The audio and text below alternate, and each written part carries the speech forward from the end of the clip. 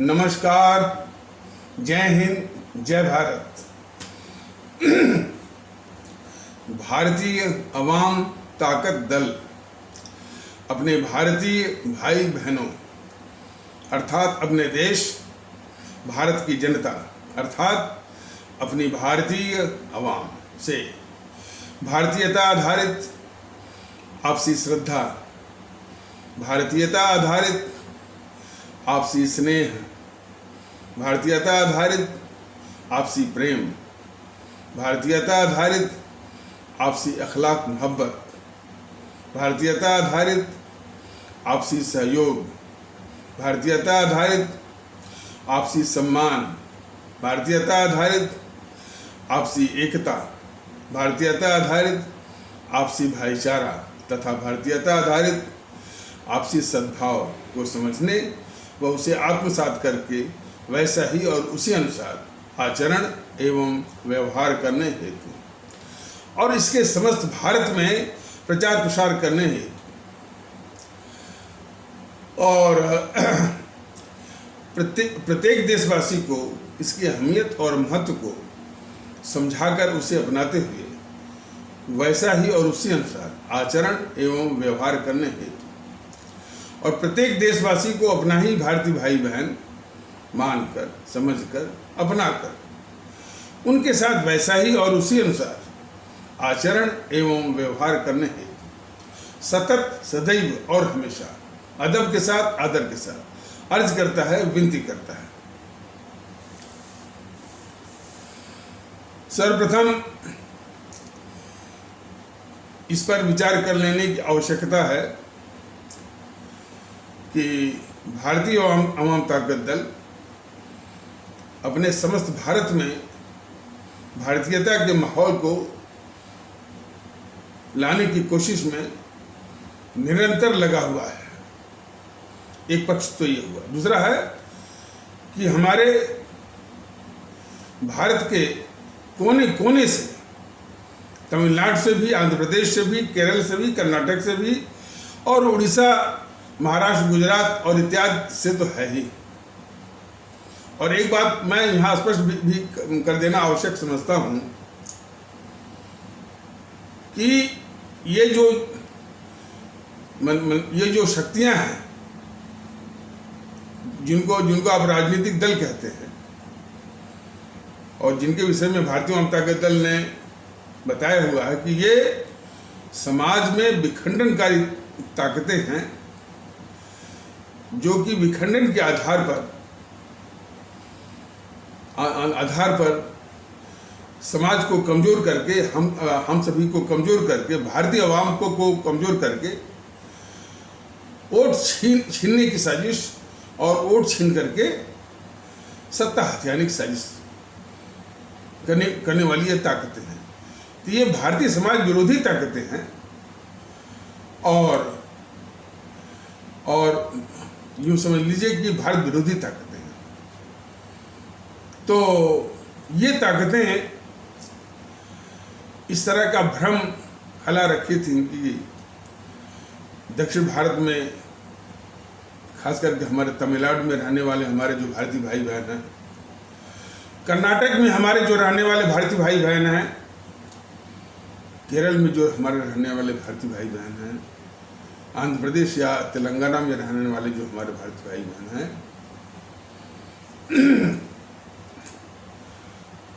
उनमें जो अब कुछ कारणों से, जो भी कारण रहा हो, प्रांतीय कट्टरता इस कदर है कि उनमें भारतीयता का संचार लाना बिल्कुल बेवकूफ़ी है, असंभव है और इन प्रांतों को उसी भाग पर छोड़ दिया जाए, ऐसी अवधारणा सब फैलाए हुए थे। कौन ताकतें? ये विभाजनकारी ताकतें। और उनमें जो ये जीएनपीसी, गांधी नेहरू परिवार चंडाल चौकड़ी काकस और बीजेपी भी गांधी नेहरू परिवार चंडाल चौकड़ी काकस या जिसको आप सभी लोग अभी भी भूल से या भ्रम से या गलती से कांग्रेस कह रहे हैं। इसके पहले भी बताया गया कि ये कांग्रेस नहीं है, ये बल्कि एक पारिवारिक कुनबा है, फैमिली कोटेरी है, जो कि उस तंजीम पर गेंडुली मारकर के बैठी है, अपने स्वार्थ अनुसार उसका संचालन करती है, उसको संचालित करती है, उसको नियंत्रित करती है और उसको घुमाती रहती है अपने स्वार्थ के अनुसार, एज पर इट्स ओन एक्सपीडियंस। और ये भी बताया गया है कई बार एपिसोड के माध्यम से कि जब भी इसकी मैंने चुनाव में उसको बहुमत मिलता है या बहुमत जुटा लेती है, तो इसी पारिवारिक कुनबे, इसी फैमिली कोटेरी के अंडे बच्चे ही जो है वो प्रधानमंत्री बनते हैं, दूसरा कोई आ नहीं सकता। तो कुल मिलाकर के ये इसका चरित्र है, लेकिन देश के लिए बहुत ही खतरनाक, जितने आप शायद कल्पना भी नहीं कर सकते, उतनी खतरनाक ये कुनबा है, जिसको कि आप भ्रम या भूल या गलती से कांग्रेस कहते हैं, लेकिन उसके चरित्र से कुछ मिलता जुलता यही नाम उपयुक्त है, गांधी नेहरू परिवार, चांडाल चौकड़ी या काकस या जीएनपीसी।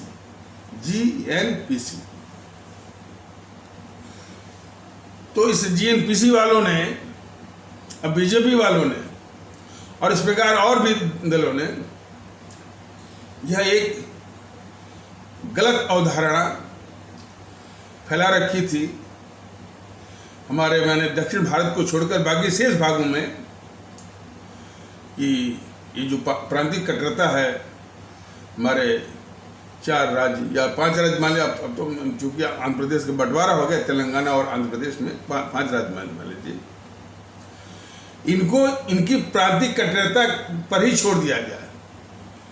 इसलिए कि जिस तरह की राजनीति वहाँ चलाई जाती है और प्रांतीय कट्टरता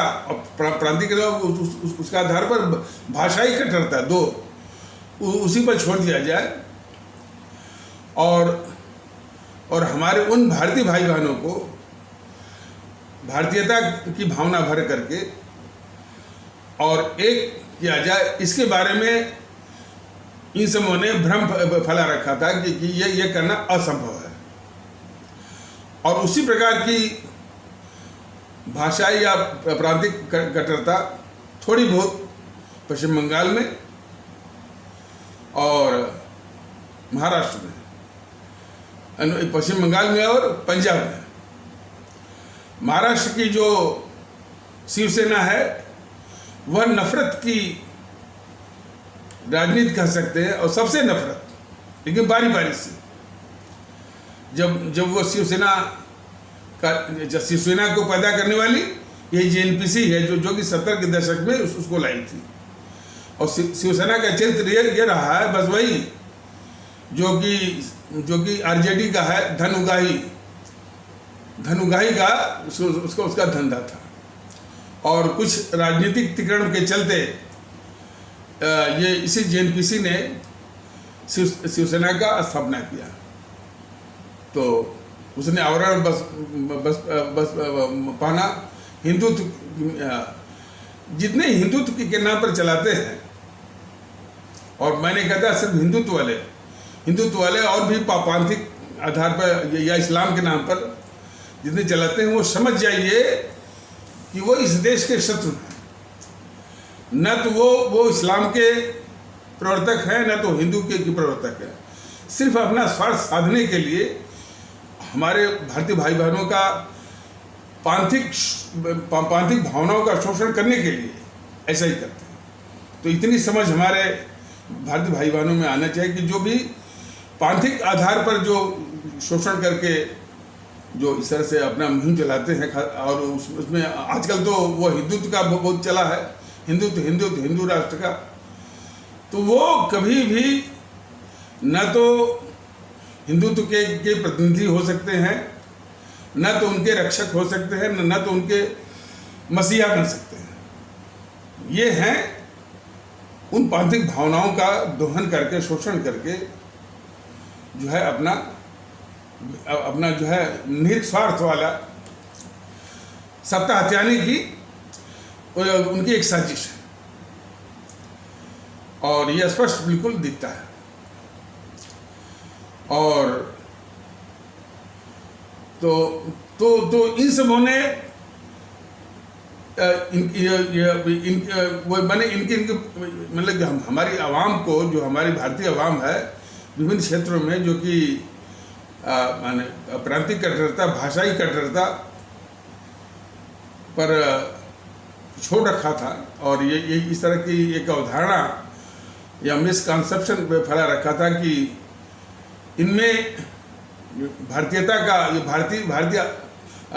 भारतीयता आधारित एक भावना का संचार करना बेवकूफ़ी है और असंभव है। लेकिन भारतीय जनता दल के प्रयास से आज जो आवाज़ें आ रही हैं, खास करके हमारे तमिलनाडु में रहने वाले भारतीय भाई बहन, कर्नाटक में रहने वाले भारतीय भाई बहन, केरल में रहने वाले भारतीय भाई बहन, तेलंगाना और आंध्र प्रदेश में रहने वाले भारतीय भाई बहन, वो भी इस बात को महसूस करना शुरू कर दिए हैं कि भारतीय एकता वहाँ भी बहुत जरूरी है। प्रांतीय कट्टरता, भाषाई कट्टरता इस देश के लिए जो है नुकसानदेह है। देखिए, हमने बराबर कहा है कि भारतीयता का किसी, देखिए ये इसको समझिए, भारतीयता का किसी जो तमिल अस्मिता है, कन्नड़ की अस्मिता है, मलयालम की अस्मिता है, या तेलुगु की अस्मिता है, जो भी अस्मिता के रूप में वो लेकर के जो है इस तरह से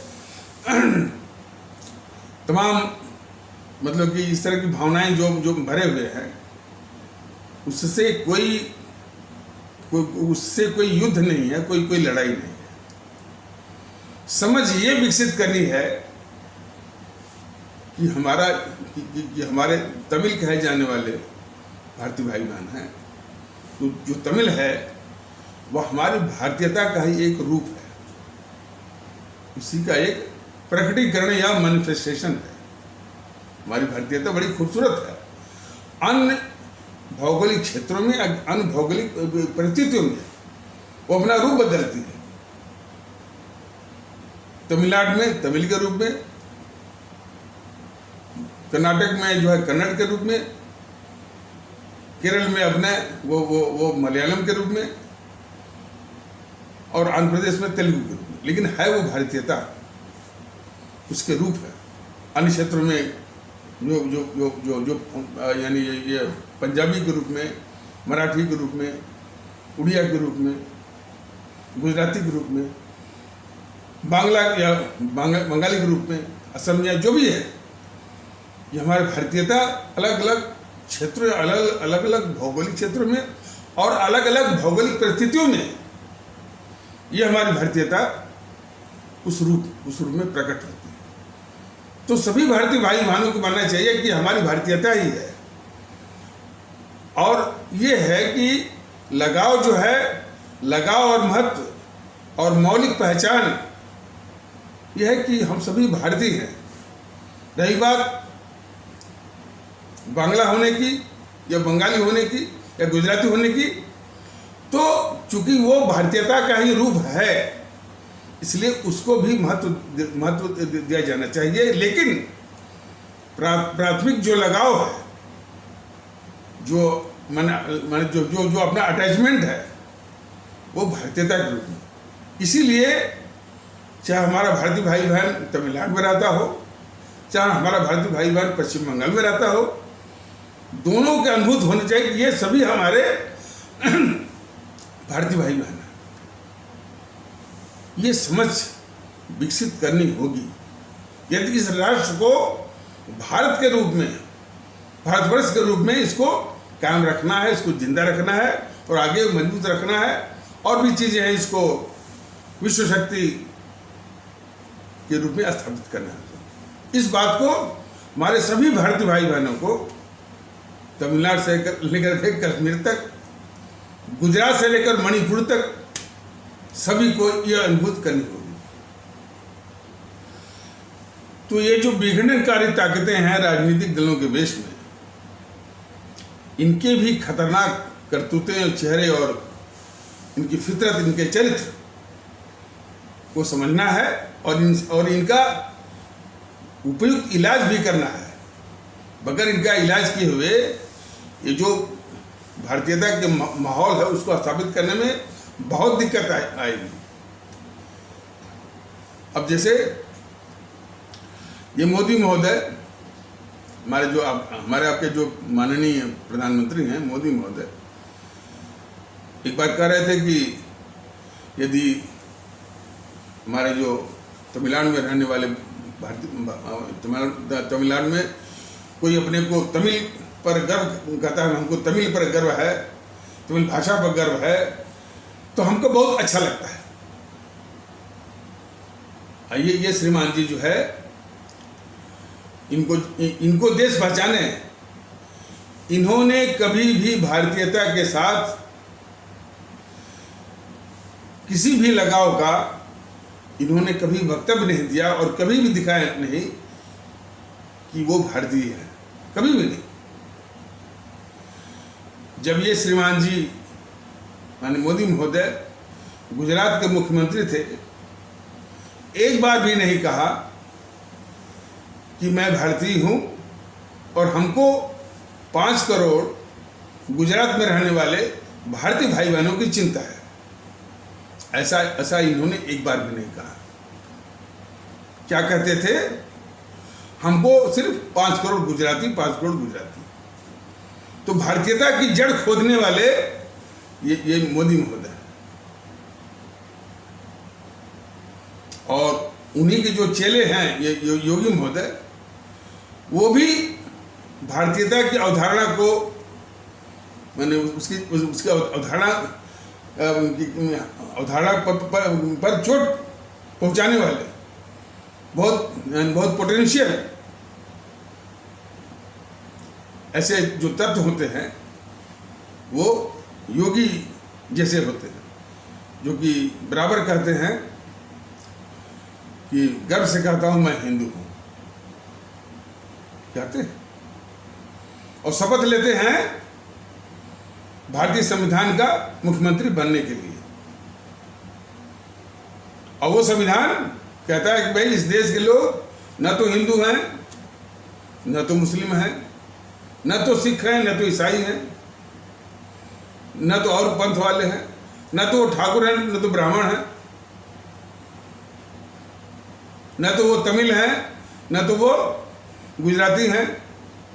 वो सिर्फ इस देश के भारत के लोग हैं, भारतीय नागरिक हैं, ये वो कहता है। उसी संविधान की शपथ लेकर मुख्यमंत्री बनते हैं और फिर उसी संविधान विरोधी और भारतीय अवधारणा के विरोधी ये ऐसे लोग हैं, और चुनाव जीतते भी हैं तो फिर उसी समाज में विघटन और वो करेंगे। लेकिन यदि सिर्फ योगी महोदय और मोदी महोदय की बात की जाए तो बहुत बड़ी नाइंसाफी होती है। इसके बाद जो राजनीतिक दल हैं वो तो इस देश के लिए इतने खतरनाक हैं, यदि देश में जागरूकता होनी चाहिए तो ये समाज ही उनको, मैं सत्य कह रहा हूं, उनको लात मार करके उनको बाहर कर दे, और वोट देना तो बहुत दूर की बात है। जिस दल ने आजादी के नाम पर इस देश को बंटवाया हो और सिर्फ सत्ता हथियाने के लिए, नेहरू सिर्फ सत्ता हथियाने के लिए एक टुकड़ा जो है काट करके उस जिन्ना के मुंह में डालना चाहता था। मैं ये चूंकि जब गांधी जो है पूरी कांग्रेस को दबा करके,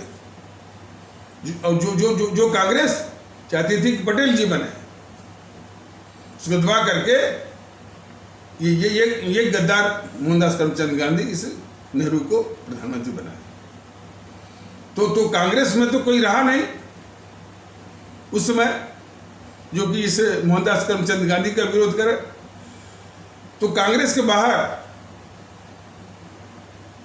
यानी जिन्ना साहब ने प्रधानमंत्री पद का दावा कर दिया, इसलिए कि जिन्ना साहब की तुलना में ये जवाहरलाल नेहरू बहुत ही निकम्मा किस्म का था, उम्र में भी, तजुर्बे में भी, और जो उनका प्रोफेशन था बैरिस्टर उसमें भी। और यह देश को जाना बहुत जरूरी है, ये मैंने अनुभव प्राप्त किया है और कई लोगों से मैंने भी इसको सत्यापित किया है कि उस समय जिस समय सत्ता हथियाने के लिए देश बांटने की चर्चा चल रही थी कि देश के ऊपर देश विभाजन का खतरा, चूंकि इतने आतुर थे।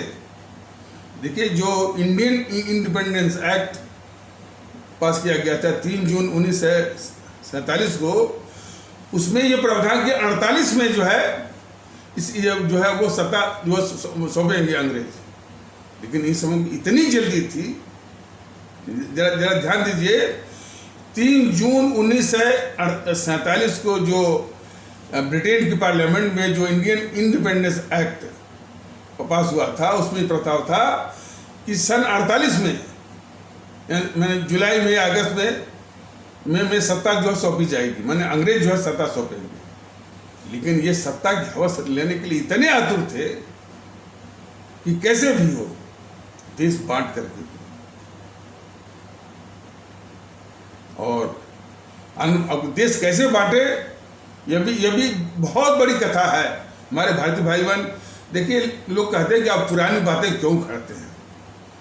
पुरानी बातें, इतिहास की जानकारी हर एक को होनी चाहिए, और विशेष करके तब जबकि उन पुरानी बातों में इन समूहों ने झूठ और अफवाह के इतिहासकारों के द्वारा पूरे देश में जो फैला रखा है, जिसने, जरा सोचिए ना, जिसने देश को बंटवाया, बांटने की और बांटने के चक्कर में जो विभाजन करने वाली जो एजेंसी थी, उसका नाम था रेडक्लिफ कहीं गया हुआ नहीं।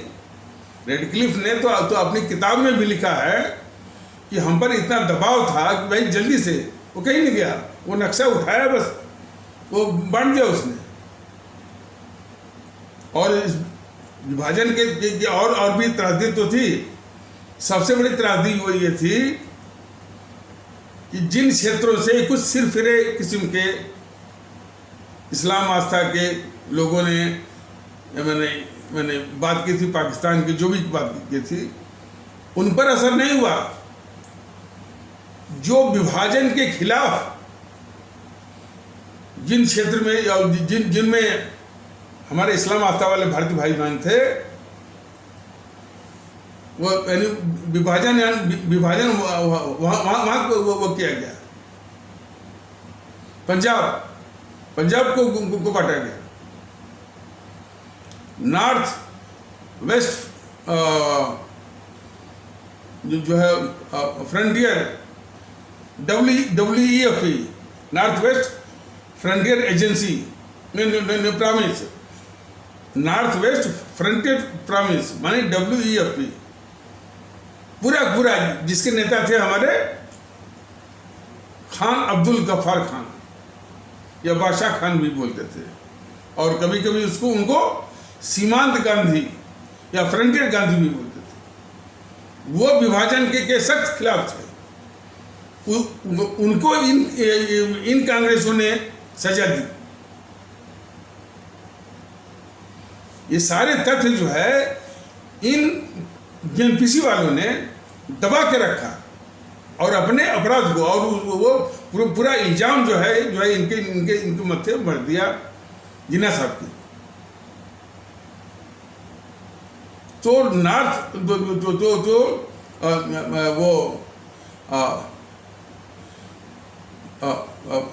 WFP वेस्टर्न फ्रंट जो है प्रॉविंस, NWFP सर था, नॉर्थ वेस्टर्न फ्रंटियर प्रॉविंस उसका नाम था, नाम भूल रहा था उनको। तो नॉर्थ वेस्टर्न फ्रंटियर प्रॉविंस के नेता थे हमारे खान अब्दुल गफ्फार खान या बादशाह खान। वो विभाजन के सख्त खिलाफ थे। और जिस समय इस कांग्रेस ने, देखिए अब ये तथ्य भी कितने लोग जानते, मैंने सैकड़ों लोगों से पूछा, क्या आपको मालूम है कि कांग्रेस ने खुद देश बांटने का, देश विभाजन का प्रस्ताव पास किया हुआ है? कैसा? हम नहीं, मैंने कि इसी ने पास किया है। और वो लोग खुद ही सवाल कर रहे थे। जब हमने ये बताया कि भाई ये तथ्य जो है, जो छिपाया गया, कि आपको मालूम है, तो वो बोले नहीं। तो तुरंत उनका एक स्वाभाविक प्रश्न था कि जब कांग्रेस ने खुद ही जो है देश बांटने का प्रस्ताव पास किया हुआ है, तो कैसे वो दूसरे के ऊपर, कभी जिन्ना के ऊपर, कभी आरएसएस के ऊपर, कभी वो हिंदू महासभा के ऊपर, तो कभी जो है वो जो है रणवीर सावरकर के ऊपर वो फेंकती रहती है। मैंने कहा आप समझ लीजिए इसको। और कितना बड़ा झूठ और अफवाह कि भाई कि ये मैंने देश बांटने के अपराधी जो है, और देश बांटने के अपराधी, इसके बाद तो भारत के खिलाफ क्या क्या साजिशें करते गए। लेकिन इतने बड़े अपराधी, देश को बांटने वाले अपराधी, और भारत के खिलाफ भी साजिश करना, उसको माउंटबेटन, मतलब 1947 को कहते आज़ादी मिल गई, और फिर माउंटबेटन को ही बनवाया वो, मैंने आज़ाद भारत का पहला गवर्नर जनरल। ये देखिए इन सबों का कि कितने बड़े देश के दुश्मन हैं सब। बोलते हैं ना कि भाई 15 अगस्त 1947 को आज़ादी मिल गई, लेकिन इस देश का मुखिया भी बनवाया इस गद्दार जवाहरलाल नेहरू ने अंग्रेज को। मतलब कि अंग्रेज को भगाने में हमारे जो है ये सुभाष चंद्र बोस, शहीद आजम भगत सिंह, हमारे चंद्रशेखर आज़ाद, हमारे अशफाक उल्लाह खुदीराम बोस, इन लोगों ने जान दी। जान देने के बाद तब ये अंग्रेज ये भागे, और अंग्रेज भागने की जो मजबूर हुए, वो तो अब धीरे धीरे वो हकीकत में सामने आ रही है कि सुभाष चंद्र बोस की जो आज़ाद हिंद फौज थी 60,000, उसी में से जो 28,000 सैनिक माने इससे अंग्रेजी सेना से लड़ते हुए मैंने देश को आज़ाद कराने के लिए जो शहीद हो गए, उसी के कारण अंग्रेज भागने को मजबूर है। ये बिल्कुल सत्य है। तो अंग्रेजों को भगाने में जो शहादत दी हमारे देश के लोगों ने, लाखों लोगों ने, ये गद्दार जीएनपीसी, और उस गद्दार जीएनपीसी का गद्दार जवाहरलाल नेहरू फिर उसी अंग्रेज को ही जो है इस देश का मुखिया बनवाता है, माउंटबेटन। इसकी गद्दारी तो देखिए। बाद में तो उसी इंग्लैंड या ब्रिटेन की कई अधिकारी, जो आपका जो है, जो मैंने खुफिया एजेंसी, उसमें सब बैठे हुए थे। तो समझ जाइए कि ये हमारे देश के लिए ये जीएनपीसी जो है कितनी बड़ी अभिशाप है, कितनी बड़ी गद्दार, जो कि आप कल्पना भी नहीं कर सकते। लेकिन तब भी भारत की मानसिकता, तो अब देखिए लोग इसको उसी गद्दार नेहरू को वोट करते रहे, प्रधानमंत्री बनवाए 3 बार, 1952, 1957 और 1962। तो आज ये प्रश्न तो है ना। तो और हो सकता है कुछ लोग बताते हैं कि भाई कि एक तो झूठ और अफवाह फैला करके अपने पापों को ढका गया, और एक झूठी महिमा मंडल इसके लिए जो है शुरू किया गया। और वो महिमा मंडल, झूठी महिमा मंडल, उस गद्दार मोहनदास करमचंद गांधी के लिए पहले राष्ट्रपिता है, सत्य का पुजारी है, अहिंसा का पुजारी है, और फिर इस बार चाचा नेहरू और विजनरी प्राइम मिनिस्टर जी थे ये। और कुछ लोग कहते हैं, देखिए कुछ लोग कहते हैं कि जो चुनाव का जो सिस्टम था वो यानी बैलेट बॉक्स था, तो वो चुनाव चिन्ह तो था नहीं, मतलब कि अलग अलग पार्टियों के अलग अलग वो बक्से बने हुए थे, उसी में अपने दस्तखत करके योग उसमें डाल दीजिए। और यदि वो बक्सा यदि बदल दिया जाए तो आराम से जो है वो लोकतंत्र का अपहरण हो जाएगा। तो ऐसी भी बातें लोग बोलते थे। तो ये तो कांग्रेस ने लोकतंत्र का जो गला घोटना, किस तरह से अपहरण करना, उसकी हत्या करना बराबर इसने किया है। अब उसी के मुंह से आज इस समय निकल रहा है कि लोकतंत्र की हत्या हुई, संस्थाओं का कोई संस्था बची नहीं, इनसे कोई पूछता नहीं है। खासकर बीजेपी वाले नहीं पूछते। बीजेपी वालों का चरित्र इसमें कितना देश भारत के खिलाफ है, यह देश को जानना बहुत जरूरी है। ये किस तरह से इस खतरनाक जेएनपीसी को की रक्षा करते हैं, बचाते हैं, जो है ये देश के लिए कितना घातक है। ये मोदी महोदय अपने को राष्ट्रवादी कहते हैं ना, इस खतरनाक जेएनपीसी को हमारा देश खतरनाक न समझे, क्या क्या चालें चलते हैं ये मोदी और उनकी बीजेपी। बस दिखाते हैं ये परिवारवाद वाली पार्टी है।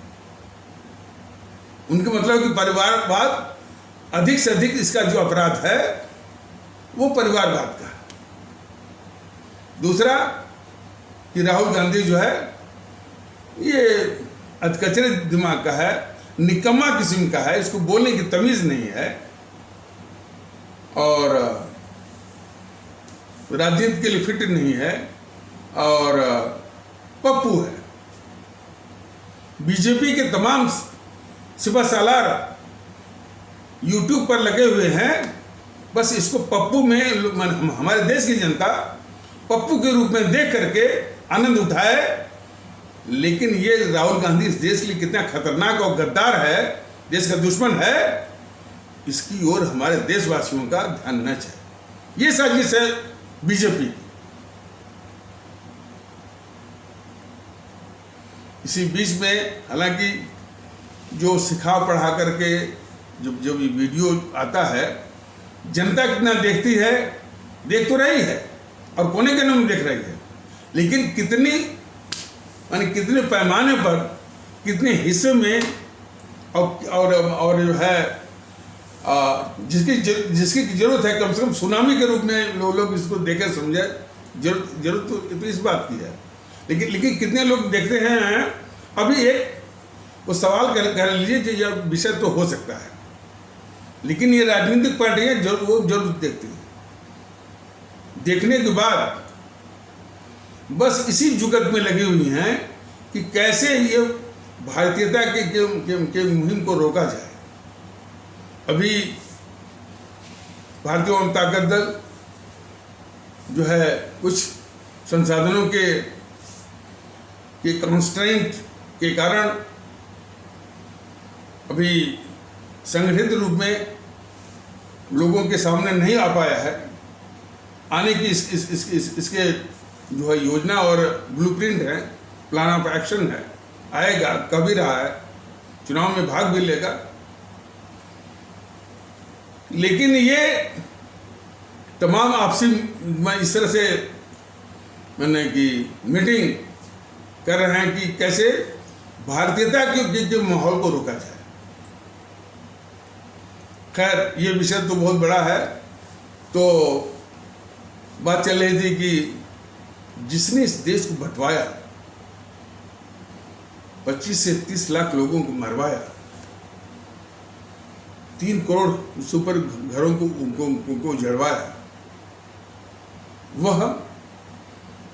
वह कांग्रेस आज तक वोट पा रही है, आज तक वोट पा रही है। और वो कहती क्या है कि हमने संस्थाओं को बनाया है। संस्थाओं को बनाने वाले तुम कौन होते हो? क्या तुम जो राजेंद्र प्रसाद अंबेडकर साहब और भी विद्वान हैं, वो क्या जेएनपीसी के थे? जेएनपीसी हरगिज नहीं थे। और उनके साथ हमारे अंबेडकर साहब के साथ, राजेंद्र प्रसाद साहब के साथ, पटेल साहब के साथ क्या व्यवहार किया इस गद्दार जवाहरलाल नेहरू ने, यह भी देश को जानना बहुत जरूरी है। पटेल जी के साथ इस नेहरू के व्यवहार, और हमारे राजेंद्र प्रसाद जो कि 2 बार राष्ट्रपति रहे हैं इस देश के, और संविधान बनाने में सबसे आगे, उनको व्यक्तिगत तौर पर अपमानित किया इसने। पटना में जो एक चिकित्सा की सुविधा मिल सकती है किसी सामान्य नागरिक को, वह भी इस गद्दार नेहरू ने होने नहीं दिया, अपमानित किया उनको। बाबा साहब अम्बेडकर को वो संविधान सभा में ही नहीं आए तो जो प्रांतीय चुनाव हुए थे 1946 में, ये गद्दार जवाहरलाल नेहरू साजिश करके उनको बॉम्बे से ही वो हरवा दिया। वो तो कुछ कोटा का या बर्मा से या कहीं से भी वो चुन के, या बंगाल से, इस क्षेत्र से बेचारे चुन के आए, वरना जो है संविधान बनाने वाली संविधान सभा में ही जो है वो शामिल नहीं हो पाते। ये साजिश थी गद्दार नेहरू की, और इस सच्चाई को उसने साझा किया था जिसके साथ इसका अनैतिक संबंध था। माउंटबेटन की बीवी जो थी एडविनो माउंटबेटन, तो सबके साथ। तो ये कैसे सब कहते हैं कि भाई इसने संविधान बनाया और संवैधानिक संस्थाओं का निर्माण किया? इसने बिल्कुल नहीं किया। सारी संवैधानिक संस्थाओं को इस जीएनपीसी ने तहस नहस किया है। न्यायपालिका का किस तरह से इसने दुरुपयोग किया है, यह देश को जानना चाहिए। और अपने हित में, अच्छा, और लोकतंत्र जो चुनाव उसकी प्रक्रिया है, किस तरह से चुनाव में धांधली किया है, ये कांग्रेस का रिकॉर्ड रहा है। और जितने भी चुनाव आयोग हुआ, हमारी संसद हुई, न्यायपालिका, सबका दोहन किया इसने, लोकतंत्र को तबाह किया इसने। और वो कहती है कि लोकतंत्र को इसने बचाया, और वो नहीं कहती है। इस जीएनपीसी के जो चंगुमंग पत्रकार कहते हैं, ये गद्दार जो है वो आशुतोष कहता है, गद्दार जो है मुकेश कुमार कहता है, गद्दार जो है वो आलोक जोशी कहता है, शरद प्रधान बोलता है, अजीत अंजुम जैसे गद्दार सब बोला करते हैं। भारतीय जनता दल ये कहता है कि ये पत्रकारों का गिरोह जो जीएनपीसी वाला है, ये इस देश के लिए बहुत ही खतरनाक है। लेकिन हमारे आदरणीय भारतीय भाई बहनों, ये भी जानना जरूरी है कि यदि उनको वो गद्दार हैं इस देश में, तो ये पाले जा रहे हैं मोदी महोदय, जो कि झूठे राष्ट्रवादी के द्वारा। यही सारे दुखड़ों की जड़ है। तो बात हो रही थी कि मानसिकता, तो वो मानसिकता 1947 में भी थी कि ये साजिश कर रहा था मोहनदास करमचंद गांधी, और किसी ने विरोध नहीं किया। पटेल भी झुक गए, और उन्हीं को बोला जाता है कि आयरन मैन। यदि झुके न होते तो आज भारत क्या होता? नेहरू ना होता तो आज भारत क्या होता? हालांकि बीजेपी की जो सिखाए पढ़ाए छुट भैया आते हैं, भारतीय जनता दल के पदाधिकारी के पास, अब उन बातों को क्या कहा जाए, लेकिन इतना यदि मान लिया जाए कि वह उन्हीं के नेताओं के द्वारा सिखा पढ़ा कर भेजे गए रहते हैं। यदि उनकी मानसिकता को देखा जाए तो क्या कह रहे हैं कि यूट्यूब वाले सर नेहरू को गद्दार कहते हैं और जिन्ना को साहब कहते हैं। बताइए, जो इस देश को विभाजन कर रहा है सत्ता के हवस में, तो गद्दार वगैरह तो बहुत छोटा शब्द है, इसे माने वाकई में उसको क्वालिफाई करने वाला कोई शब्द है ही नहीं, सिर्फ एक गद्दार पड़ा हुआ। सबसे घटिया नीच इस देश का दुश्मन, तो क्या उसको सम्मान दिया जाए, मैं पूछता हूं। और ये भी वो जान ले कि जिन्ना साहब के पक्ष में पूरी जनता थी, बस जनता का बस यही तर्क था कि इस देश में यदि विभाजन को रोकना है, विभाजन को खतरे से भारत को बचाना है, तो फिलहाल तात्कालिक रूप में जिन्ना साहब को प्रधानमंत्री जो है बन जाना चाहिए। वैसे भी उनका जो मेडिकल सेक्रेटरी ने कह रखा था कि ये कुछ ही वक्त के मेहमान हैं, वो वक्त आपका वो दिन भी हो सकता है, महीना भी हो सकता है और 1 साल भी हो सकता है। और ऐसा हुआ भी। वो पाकिस्तान के जब वो गवर्नर जनरल बने तो कुछ ही वक्त के बाद वो अल्लाह को प्यारे हो गए, चले गए इस दुनिया से। तो आखिर वो देश यदि नहीं बढ़ता, प्रधानमंत्री हो गए होते, तो कौन सी आफत आ जाती, कौन सा आसमान गिर जाता? ये सवाल तो मैंने जो इस तरह के जो तर्क बनाते हैं। लेकिन इतना जरूर होता कि देश नहीं बढ़ता, नंबर 1। कश्मीर की समस्या होती ही नहीं, नंबर 2। कश्मीर के द्वारा जो मतलब पाकिस्तान के द्वारा जो आतंकवाद जो पूरा जो मथे हुए है, नंबर 3। और पाकिस्तान के ऊपर जो इस देश की 80% राजनीति चलती, मानसिकता ग्रसी रहती है, वो भी नहीं होती। और ये जो गद्दार नेहरू ने चीन को घुसवा दिया अपने देश में, अपने देश का ही जो है वो लद्दाख का पोर्शन अक्साई चीन के रूप में जो चीन को दे दिया, वो भी नहीं होता। और तिब्बत भी अपने पास होता, नेपाल भी चला आता, बर्मा भी चला आता। तो समझिए, तो भारत के खिलाफ ये गद्दारियां नहीं होती ना। तो इस चीज को ये जेएनपीसी वाले तो खैर वो समझेंगे नहीं, वो तो इसी के अपराधी हैं। लेकिन सिर्फ एंटी मुस्लिम सेंटिमेंट वाले जो कट्टरवादी तत्व हैं, जो कि एंटी मुस्लिम सेंटिमेंट के कारण जो है वो जिन्ना साहब को बदनाम करने की फिराक में रहते हैं, ये उनको जवाब है।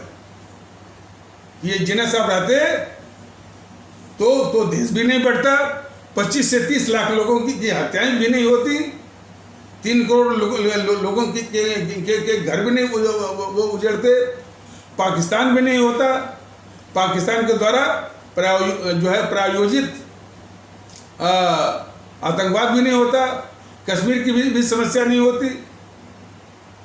और जो जितनी गद्दारियां किया इसने, नेहरू ने जो है कोको द्वीप दे दिया बर्मा को, बर्मा से ले लिया वो चीन ने, और अंडमान निकोबार के ठीक ऊपर उसने अपना एक वो नेवल बेस बना दिया, अपने देश की सुरक्षा को खतरा। ये सब सारी गद्दारियां नहीं होती तो देश के लोग ही फैसला करें। और जो इस तरह का जो दुष्प्रचार करते हैं, वो भी इस बात को समझें कि जिन्ना साहब को यदि सम्मान दिया जाता है तो वो सम्मान के अधिकारी हैं। और हम कौन होते हैं? उस समय देश की जनता ही चाह रही थी कि जिन्ना साहब ये प्रधानमंत्री बने। और नेहरू तो गद्दार तो था ही। और ये सारी बातें तब लागू होती हैं कि आपकी भावना देश के प्रति हो, राष्ट्र के प्रति हो। एंटी मुस्लिम सेंटिमेंट लेकर के जो है ऐसा आप नहीं कर सकते। और एंटी मुस्लिम सेंटिमेंट इसमें जो है बहुत बड़ा मैंने वो अंधा कर रहा लोगों को। वो नेहरू की गद्दारियों पर देख न पाए, वो जो है पर्दा वो डाले हुए हैं। नेहरू की गद्दारियों को न देखने के लिए एंटी मुस्लिम सेंटिमेंट जो काम करता है, जो बीजेपी और आरएसएस वालों के में, यह जो है बहुत, और मैं साफ कहता हूं, और नेहरू की गद्दारियों को छिपाने में एक तो एंटी मुस्लिम सेंटिमेंट का जो इन समय में है, भले कुछ कहते रहे कि सबका विश्वास, सबका, ये सब फालतू बातें हैं। इनकी प्रतिक्रिया में उससे भी अधिक नुकसान हुआ है हमारे इस्लाम आस्था वाले भारतीय भाई बहनों के, जो बौद्धिक तबका है। उसने आरएसएस और बीजेपी की खिलाफत में ये बौद्धिक तबका इतना अपना दिमाग को खाली कर दिया, अपने दिमाग, उसके दिमाग में कुछ बचा ही नहीं कि उसको नेहरू गद्दार दिखे। नेहरू पूरे जो बौद्धिक वर्ग है हमारे इस्लाम आस्था वाले भारतीय भाई बहनों के तबके का, वो नेहरू की गद्दारी पर एक शब्द नहीं बोलता है। हमने देखा कि एक बार दिल्ली यूनिवर्सिटी का कोई प्रोफेसर था या लेक्चरर, नूरुल इस्लाम, वो सावरकर के खिलाफ तमाम बातें बोल रहा था, लेकिन वो दुष्ट जो है, नेहरू की जो गद्दारियां हैं, मोहनदास करमचंद गांधी की गद्दारियां हैं, एक शब्द नहीं बोला था। दो तीन इतिहासकार और हैं, इरफान हबीब है, जरा इसे पूछिए, इस्तियाक अहमद है, और अलीगढ़ मुस्लिम यूनिवर्सिटी, जामिया मिलिया यूनिवर्सिटी, दारुल इस्लाम, नहीं वो दारुल इस्लाम नहीं, वो जो लखनऊ में है, नदवा, हाँ नदवा जो विश्वविद्यालय है, उस्मानिया यूनिवर्सिटी जो है वहाँ जो हैदराबाद में है, यहाँ पर भी जो बौद्धिक वर्ग है, जरा इनसे पूछिए, पूरा का पूरा इन लोगों ने बीजेपी और आरएसएस की खिलाफत में पूरा दिमाग खाली कर दिया। इनकी नज़र में नेहरू गद्दार है ही नहीं, वामपंथी गद्दार है ही नहीं, ये समाजवादी जो है इस समाज का दुश्मन है ही नहीं। एमके स्टालिन और जो है वो ये ममता बनर्जी, वह इस देश के लिए घातक नहीं दिखती। इस कदर इन लोगों का बौद्धिक वर्ग की हम बात कर रहे हैं, कौन बौद्धिक वर्ग? इस्लाम आस्था वाले भारतीय भाई बहनों के। इस तरह से वो ब्रेन वॉश है, और कुछ जो है इसी जीएनपीसी और समाजवादियों के, आरजेडी के, टीएमसी वालों के कुछ एजेंट भी हैं, कुछ मौलवी मुल्लाओं के रूप में, कुछ हिंसक कट्टरवादी असामाजिक तत्वों के रूप में, जो इन्हीं के द्वारा पाले जाते हैं, और उनकी बड़ी घिनौनी करतूतें हैं। उनकी घिनौनी करतूते के विषय में ये इस्लाम, हिंदू सनातन आस्था वाले भारतीय भाई बहनों के कट्टरवादी तत्व बस उन्हीं को उठाते हैं, और उन्हीं को उठा करके पूरे के पूरे हमारे इस्लाम आस्था वाले भारतीय भाई बहनों को बदनाम करने की एक साजिश चल रही है। ये साजिश चल रही है, तो इसको भी पहचानने की आवश्यकता है। तो बात चल रही थी कि हमारी भारतीय मानसिकता कैसी हो गई कि इस्लाम आस्था वाले भारतीय भाई बहनों के जितना भी बौद्धिक वर्ग है, वह समाजवादियों को इस समाज का वो विरोधी नहीं मानता है, ममता बनर्जी को इस देश का गद्दार नहीं मानता है, वामपंथियों को इस देश का गद्दार नहीं मानता है, आरजेडी को भी इस देश का गद्दार नहीं मानता। ये सबसे बड़ा अभिशाप है अपने देश का। तो आ जाइए, तो ये जो है यानी कैसी मानसिकता है, ये ब्रिजलाल, वो रिटायर्ड डीजीपी यूपी के रहे हैं ब्रिजलाल, वो बीजेपी में राज्यसभा के सदस्य थे। तो उनका एक भाषण मैं सुन रहा था, तो ब्रिजलाल महोदय जो कि रिटायर्ड डीजीपी रह चुके थे यूपी में, तो वो बीजेपी के जो है वो राज्यसभा के सदस्य, तो उनका भाषण जो है वो राज्यसभा में मैं सुन रहा था। कह रहे थे कि कैसे कैसे जो है आतंकवादियों को, वो जो बम ब्लास्ट हुआ था हाई कोर्ट में, वाराणसी में और कहीं और भी हुआ था, तो उन आतंकवादियों को कैसे कैसे वो लाए, वो भी अखिलेश या मुलायम के शासनकाल में, यानी जो है वो कितनी दिक्कतों के साथ वो शायद डीजीपी तो बाद में बने, लेकिन उसके पहले शायद डीजी थे वो सिविल डिफेंस के। और जब आतंकवादियों को लाए तो यही अखिलेश की सरकार ने वो शायद वहाँ बाराबंकी में इनके खिलाफ जो है वो मुकदमा करवाया। इतने गिरे हुए सब ये अखिलेश किसी के। अखिलेश ऐसे लोग जो है देश के वो खतरनाक दुश्मन हैं, तो वो जो है वो मुकदमा वो करवा दिए। और जब वो काफ़ी आतंकवादियों को इकट्ठा कर लिए और मुकदमे की बात थी, और फिर जब ये अखिलेश महोदय आए मैंने ये 2012 में, तो उन्हीं आतंकवादियों को सारे केस वापस लेने के लिए कोशिश करने लगे। अब देखिए ये अखिलेश महोदय, अच्छा हालांकि जिसके खिलाफ केस वापस लेने के लिए उन्होंने अर्जी लगाई, कम से कम ये खुशी की बात, हाई कोर्ट ने बड़ी फटकार लगाई इस सरकार को, अखिलेश की सरकार को, कि तुम कौन होते हो ये फैसला करने के लिए ये आतंकवादी निर्दोष हैं या नहीं। कोर्ट करेगी। अब बाद में ऐसा हुआ भी, उनमें कई को फांसी की सजा हुई, आजीवन जेल कारावास की सजा हुई। उसको ये अब जरूर कहा जाएगा देश का गद्दार ये अखिलेश जो है वो केस उनका वापस करवा रहा था। तो अब और अभी इसी चुनाव के पहले जो है यही अखिलेश अपने शफीकुर रहमान वर्क और टीएस हसन के द्वारा जो है तालिबान का समर्थन करवाया। अखिलेश खुद जो है पाकिस्तान परस्ती दिखाया, आतंकवादियों के साथ हर वक्त जो है जब भी मौका मिलता है ये हमदर्दी दिखाता है।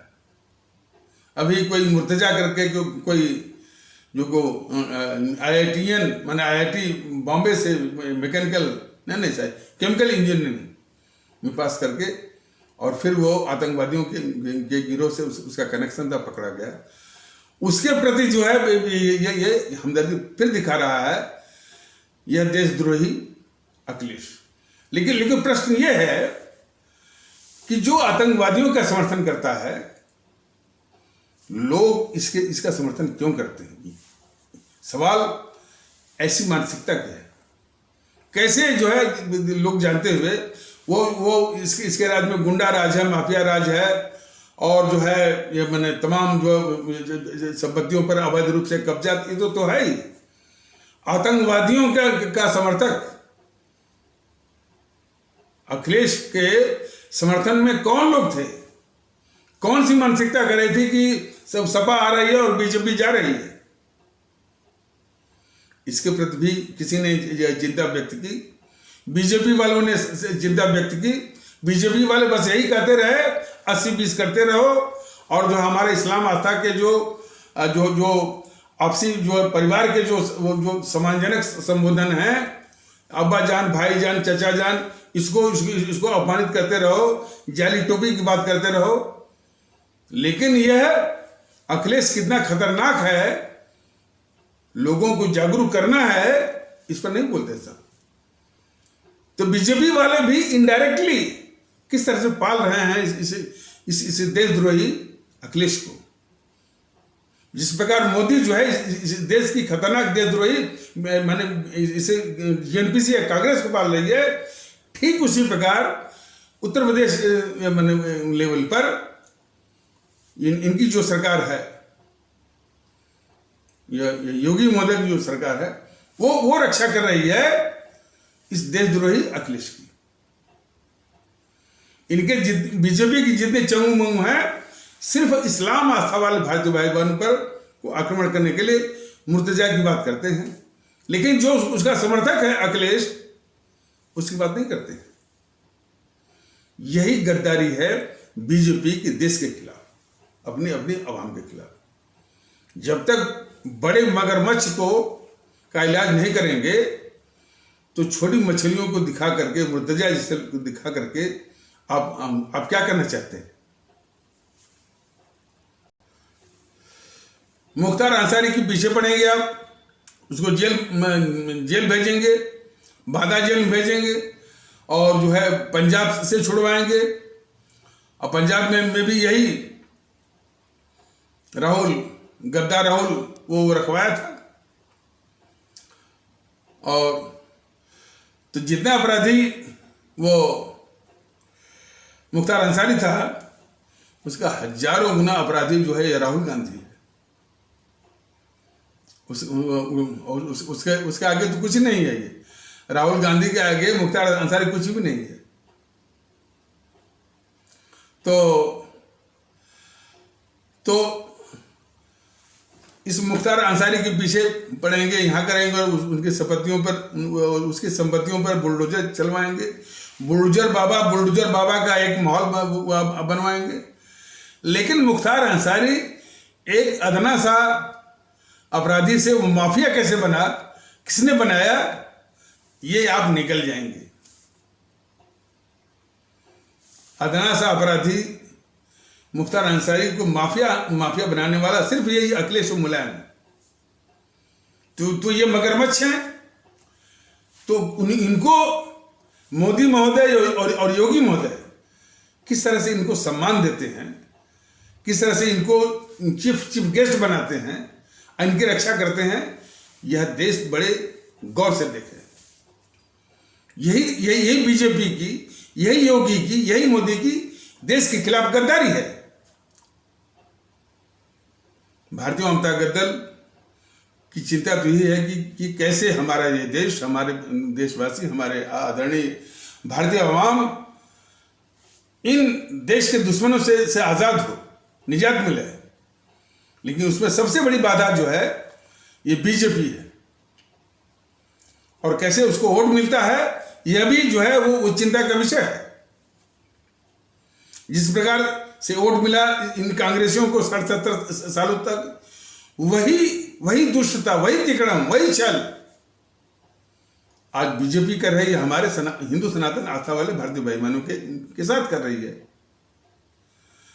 और इसके जितने सिपा सालार हैं वो यूट्यूब पर कैसे करते हैं। अब जैसे एक प्रदीप सिंह है, वो भी उसको भी माना जाए कि वो इस देश का गद्दार पत्रकार है, वो कुछ भी कहता रहा। वो अखिलेश की बात कहता रहा कि अखिलेश ने जो है वो आतंकवादियों के खिलाफ जो है वो हमदर्दी दिखाई है। लेकिन वो ये नहीं कह रहा है प्रदीप सिंह कि अखिलेश का इलाज करने के बजाय,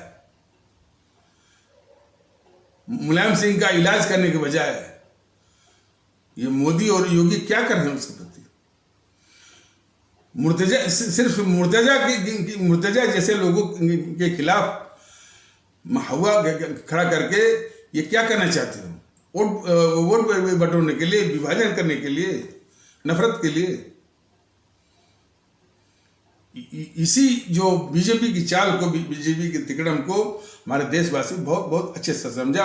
और कैसे और मैंने देखा है कि चाहे प्रदीप सिंह हो, चाहे हर्षवर्धन त्रिपाठी हो, चाहे डीके दुबे हो, और अब 2-3 तो और निकले हैं, ये कि अजीत भारती और या वो कौन, संदीप देव,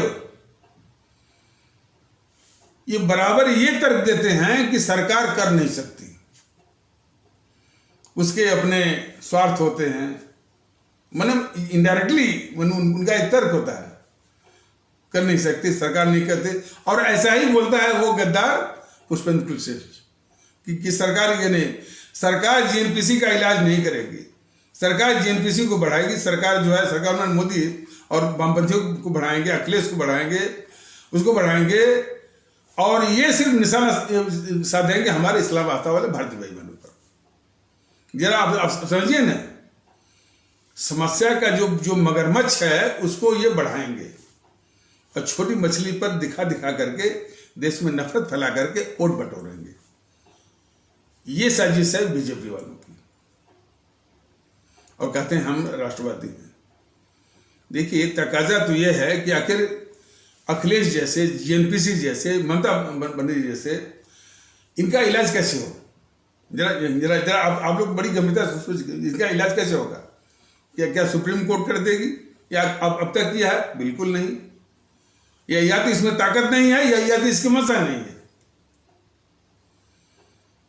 क्या हाईकोर्ट कर देगी? बिल्कुल नहीं। जो अब तक किया है, जो इसका रिकॉर्ड है, और कभी कोई बोलते हैं कि इन पॉलिटिकल पार्टियों से साठगांठ भी रहती है हाई कोर्ट और सुप्रीम कोर्ट की, उसी के अनुसार जो है अपना ये वो करते रहते हैं। चुनाव आयोग को तो आपने देख ही लिया। तो जितनी भी संस्थाएं हैं हमारे देश की, वह इनका बाल बांका भी अब तक नहीं कर पाई हैं, थोड़ा भी डेंट जो है वो नहीं ला पाई हैं। इन देश की दुश्मन ताकतें जो कि राजनीतिक दलों के बेस में है। अब बची जनता। जनता में इन सबों ने इतना झूठ और अफवाह फैलाया हुआ है, इस तरह से मानसिक गुलाम बनाया हुआ है कि वो जीएनपीसी को, इस देश का गद्दार, अभी पूरी तरह मानने वाली मानसिकता नहीं आई है। वामपंथियों को इस देश का दुश्मन मानने वाली मानसिकता नहीं आई है। अखिलेश जो है इस देश के लिए अभिशाप है, हमेशा आतंकवादियों का पक्ष लेता है, और गुंडाराज माफिया राज वो तो अलग से है। शिक्षा को तबाह करने वाला अलग से है, और पूरे शासन तंत्र को जो है वो जातिवाद का शिकार बना देता अलग से है। तो वो मानसिकता जो है, जो कि अभी भी कुछ लोग उसका समर्थन कर रहे थे, और ये कह देना कि सिर्फ जो है, जैसे अखिलेश की बात की जाए कि सिर्फ मुस्लिम और यादव ने सपोर्ट किया तो जीत गया, ऐसी बात नहीं है। और लोगों के बिना समर्थन के वह 125 सीटें नहीं जीत सकता।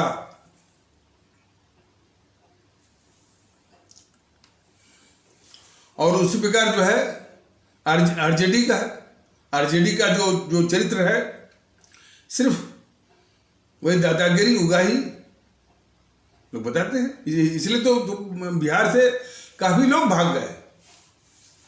इस प्रकार का जो, यानी बिहार में प्रतिभा की कोई कमी नहीं है, लेकिन वो प्रतिभा का प्रदर्शन बिहार के बाहर ही होता है।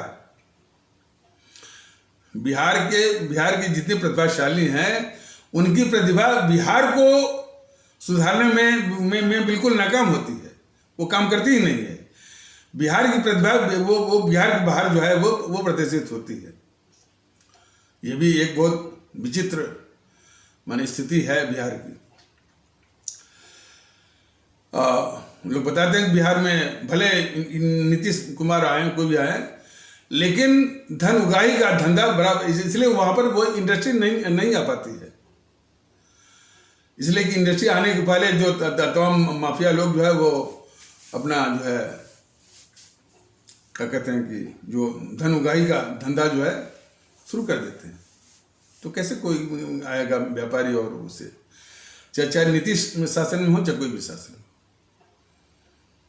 और इस समस्या का समाधान जो है, बिहार के जितने भी प्रतिभाशाली हैं, जो कि बाहर आकर के बहुत कुछ दिखाते हैं और देश के लिए बहुत बड़ा योगदान भी करते हैं, इसमें कोई शक नहीं है।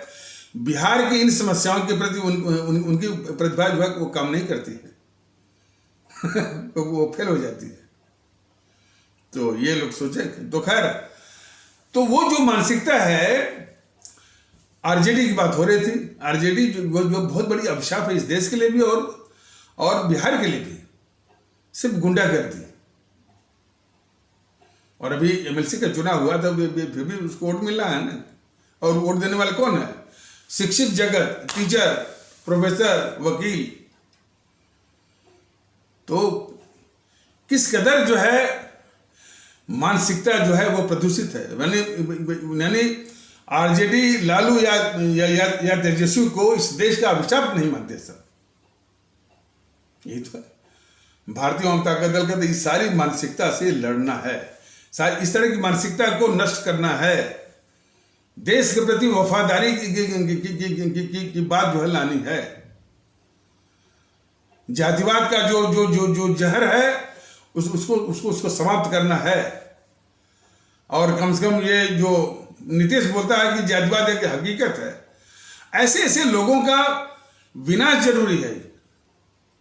जब कहता है ना ये नीतीश कि जातिवाद एक हकीकत है, इस बेवकूफ को हम क्या कहा जाए कि जो इस देश का जहर है उसको बोलता है कि हकीकत है, उसको जस्टिफाई करता है।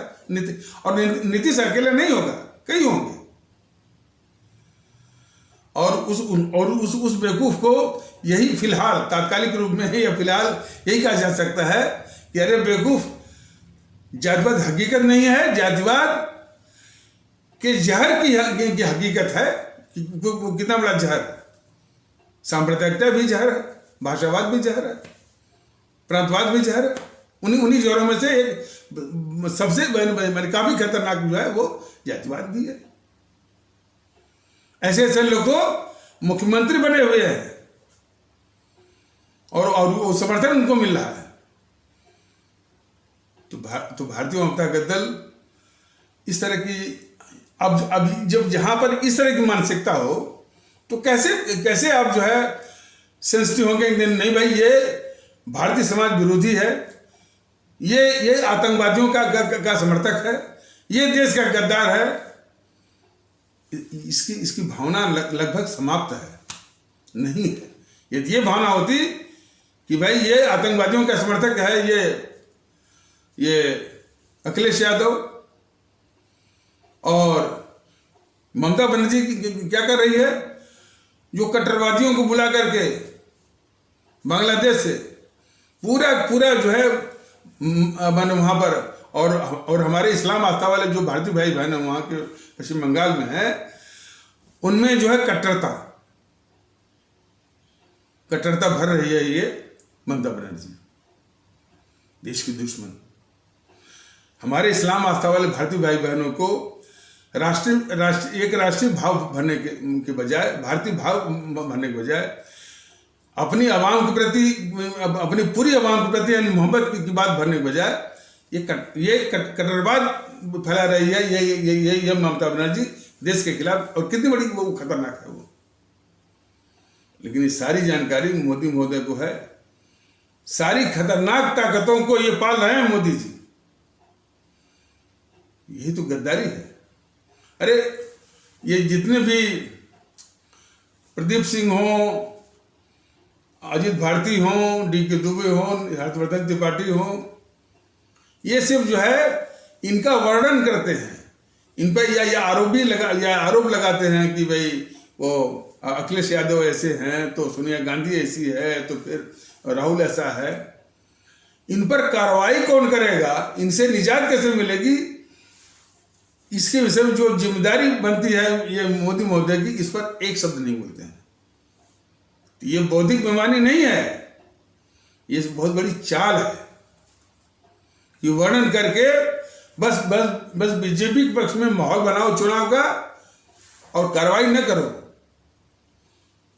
और कहते हैं कि इसका इलाज जनता करे। जनता ने तो भाई वोट दे करके ये मोदी महोदय को प्रधानमंत्री बना दिया, तो अब जिम्मेदारी तो उनकी है ना कि जीएनपीसी को का विनाश करें, कि उसको मानेंगे कि वो विरोध पक्ष है, गद्दारी करे तब भी, राहुल गांधी इस देश के खिलाफ गद्दारी करे तब भी। लेकिन उसे राहुल गांधी को तो ये गद्दारी नहीं मानते हैं, उस कहते हैं विरोध पक्ष का नेता। और इस तरह से फैलाते हैं कि ये जो जेएनपीसी का सबसे बड़ा अपराध क्या है? परिवारवाद।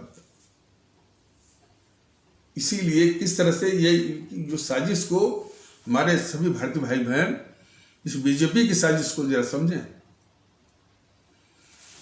सभी लोग जानते हैं कि हमारा देश जो है किसी पंथ के आधार पर नहीं है, लेकिन हिंदुत्व हिंदुत्व हिंदुत्व।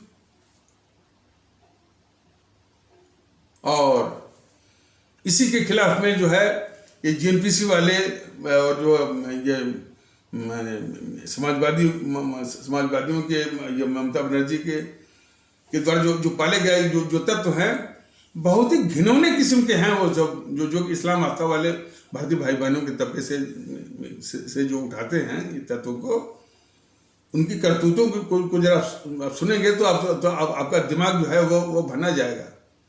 लेकिन उसमें सावधानी बरतने की चीज है कि ये बीजेपी वाले उसका उदाहरण तो लाते हैं। बीजेपी के जो वो मुस्तफा सालार वो लाते हैं हमारे इस्लाम आस्था वाले भारतीय भाई बहनों से नफरत के लिए। ये कभी नहीं बताते हैं, देखिए जरा सा न्यूज़ों की चाल, ये कभी नहीं बताते हैं कि ये जो देश की दुश्मन जो पार्टियां हैं, मैंने खास करके जेएनपीसी और ये आरजेडी, समाजवादी और टीएमसी, इन्हीं के पाले हुए वो तत्व हैं। ये कभी नहीं बताते हैं, न बता करके बस उनकी करतूतों को बताते रहते हैं। चाहे अजीत भारती हो, चाहे संदीप देव हो, चाहे डीके दुबे हो, चाहे हर्षवर्धन त्रिपाठी हो। हम नहीं कहते हैं कि देश के गद्दार हैं, लेकिन देश के गद्दारों का समर्थन करने वाले तो हैं ना। और उसमें बड़ी सफाई से मोदी जी की ही जिम्मेदारी बनती है, इस पर वो उनकी घिघी बंद रहती है। तो बड़ी सातिराना ढंग से ये गद्दारी कर रही है हमारे देश के खिलाफ ये बीजेपी की सुबह सालार। इसको देश समझा है, यह देश के लिए बहुत ही खतरनाक किस्म के हैं। सत्ता पर काबिज होना, सत्ता पर बैठ जाना, यह देशभक्ति की निशानी नहीं है। सत्ता पर काबिज जो है अंग्रेज भी थे, जिनके खिलाफ हमारे अमर शहीदों ने जान दी है। तो सत्ता पर काबिज होने से उसकी फितरत बदल जाती है, ऐसा नहीं है। 60-70 साल तक इस देश के दुश्मन अंग्रेजों की तरह और उससे भी बदतर ये जेएनपीसी उस पर सत्ता पर बैठी थी, लेकिन वो देश के दुश्मन अंग्रेजों से भी अधिक वो खतरनाक। तो सत्ता पर कैसे लोग बैठते हैं, कैसे वो करते हैं। और उसमें जो सबसे बड़ा फैक्टर है कि हम प्रांतिक बातों में न जाए कभी।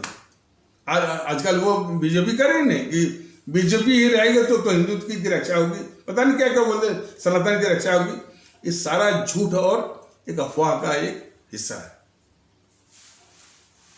तो खैर, भारतीयता को ही मजबूत करना इस सारी बीमारियों का एकमात्र इलाज, एकमात्र पनेसिया वो है भारतीयता। और इसके नाम पर भी गौर करिए ना, ये क्या कहता है? भारतीय अवाम ताकत दल, भारत के अवाम की ताकत को स्थापित करने में ये लगा हुआ है।